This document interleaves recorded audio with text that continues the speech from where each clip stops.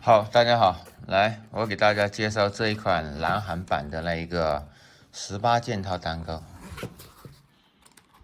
看看怎么样。反正先从盒子上说起吧，盒子就是很普通的那种帆布盒了，然后这就是它的18只蛋糕对比，待会我拿出一下。钩型的话就是很传统的欧美款的那种钩型，18只配2只别致。这种葫芦啊，这种葫芦形是开汽车的，你们不知道吧？很多人都不知道。这个开汽车，这个开汽车，这个开汽车，然后它带了2个这种构型是我比较喜欢的，非常喜欢这种构型。然后这种就是高低钩啊，针对那一个弹珠的高低不一样而做的。像这种啊，就这种三角旗这种型的，它是用来刷的，知道吧？用刷的手法用的。然后我来评一下它的钢吧。